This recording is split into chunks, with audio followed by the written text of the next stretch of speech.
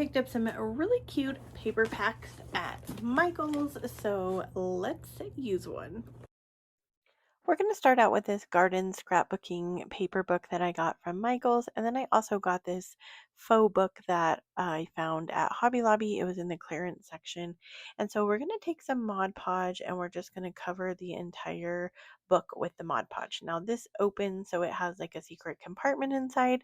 So you could use this for a lot of different things, but we're just going to cover it a whole thing with Mod Podge and let it dry. So I am going to do the front cover, the back cover, and the side cover. So once that has all dried, I'm going to take my scrapbook paper and I'm going to measure out the edges for the front cover, and then I'm going to cut it to be the size that it needs to be for the front and back cover. So each of these paper packs come with about two of the same pieces of paper. Sometimes you get four. So for this one, we're going to use the same paper for both sides of the project. Then we're going to go ahead and put it on top of our book where we already laid our Mod Podge, and then we're going to take a heat press and we're going to rub it all over the book with our paper. Now, if you don't have a heat press, then you could use an iron. And if you don't have an iron or a heat press, then you can do it a different way. You could use the Mod Podge when it's wet and put the paper down. I just really like this technique because you don't get any wrinkles and you get a seamless finish for any project that you do. And you can see through this video that we're using different materials for different projects doing the same technique, and it works great for all materials. So once we go over the front cover, we're going to go over the back cover, and we just want to make sure that our paper is adhered to our project. So I just go over it a few times, making sure that it's sticking, and then once I'm done, I'm going to go ahead and do the spine of this book using the same paper. And I just use the same technique by measuring out the spine and then cutting it out and gluing it on with our Mod Podge.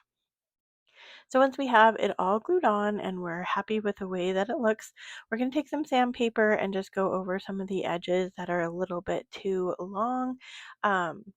If you don't have any sandpaper, I am wanting to invest in one of those little finger sanders, so that would be a great thing to have for this project, but this is just regular old sandpaper from Dollar Tree. So we're just going to go around the edges and get off any excess. And then I thought it'd be really cute to put one of these little cards that come in the paper pack as well. So I'm just using some adhesive here.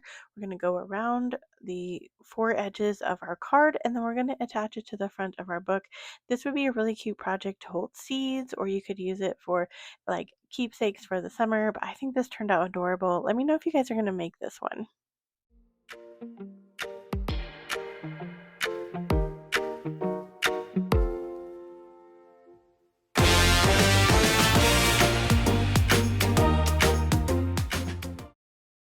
Now I had this leftover piece of wood just in my craft stash. You could use any piece of wood for this project.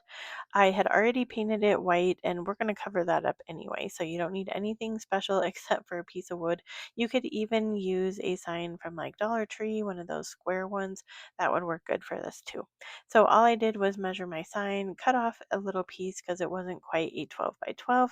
I am using this super cute seed paper that was in the paper pack. And so then we're going to do the same technique using our heat press. We're going to go around. Now this is wood and the other one was kind of a faux wood or like a chipboard. So this is adhering just as well to the wood as it did to the chipboard. So I just highly recommend this method if you haven't tried it yet. But once we get it on there really well, then we're going to take some ribbon, and this is just ribbon I had in my stash. So I think that the red and cream colored ribbon came from Hobby Lobby, and I think that this green ribbon possibly came from the Dollar Tree. So we're just going to be making a messy bow here. If you've never made a messy bow, I have several on my channel because I love the messy bow look, but you're just going to crisscross your materials. You could use fabric here as well. I've done that lots of times. I was going for only two colors for this one, but I'm going to go ahead crisscross. I have about four of each one, or actually six of each one. And then I'm going to take another piece of the coordinating ribbon and we're going to tie it off in the middle. And then you're going to fan it out to look how you want. Now, These ribbons, the green one is a wire ribbon. The red one I don't think is a wire ribbon. So you can use either wire ribbon or you can use non-wire ribbon, either will work. So once I get it all fanned out and cut off, I'm going to use my hot glue gun and I'm just going to put some hot glue into the middle of our knotted portion in the back. I'm going to take that and put it into the top of the middle of our wood piece. You can put this uh, anywhere on your project if you want, but I'm putting it up at the top, and then I'm going to use a clothespin and we're going to glue the clothespin right under our bow. Now you could do several things with this. This could be a photo holder, it could be a recipe holder. I went ahead and took the paper piece out of the pack that had these 4 cards on it. I cut them apart and I thought it would be super cute to put it here. I think a recipe holder would be really cute for this. I'm just going to attach all 4 of these cards here on the paper clip and that, or a clothespin, and that is it for this one. I love this one. It's my favorite of the day. Let me know what you guys think about this project.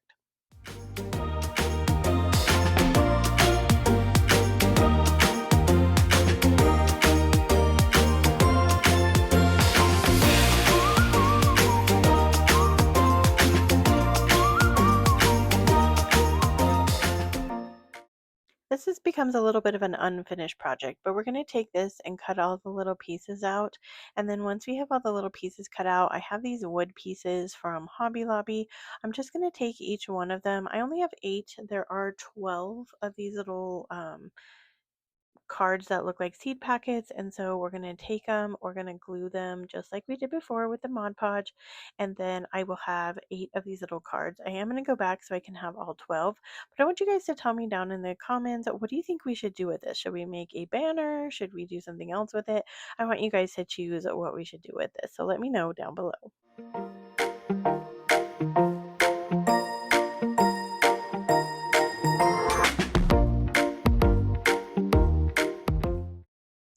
For this project, we're going to take the paper from our paper pack that's kind of like the belly bands. I had found this like little book stack in Hobby Lobby's clearance area, so we're going to be kind of making a little book stack.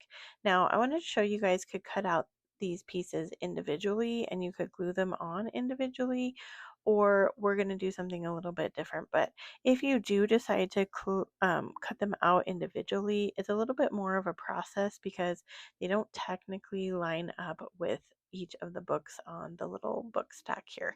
So you can see like it's a little bit too wide. So you would have to do a lot of sanding for that. But then I decided to take this little group of papers together where it has the tomatoes and stuff. And I'm going to cut that off and glue it on all together. Now, it doesn't quite line up to be the book stack that's there, but I think it's super cute how it turns out. So you can decide either way. You can cut them out individually or you could cut them out as a group. I have had a thing for tomatoes this year. I created a book journal earlier in the year and my theme was tomatoes. So I don't know what it is, but Hobby Lobby has some of the most adorable dishes this year that are tomato themed, and they have like salt and pepper shakers that go with it and everything. I am waiting for them to go on a little bit bigger of a sale before I go pick them up, but I really think they're adorable and I want to go get them. So I'm going to use some sandpaper here and we're just going to sand off the edges and any excess paper. So you can just do that quickly either with your finger sander or a sanding block or just your plain old sandpaper like I've got. We're going to go ahead and do all the sides of that, and then we're going to take a coordinating piece of paper from the packet and we're going to be putting that on top and using the same method by just drawing around the outside, cutting it out, and then we had already adhered our Mod Podge to the top, so then we're just going to iron it, and then that is it for this. I think it's adorable, a super easy project. Let me know if you've ever made one or if you're going to make one of these.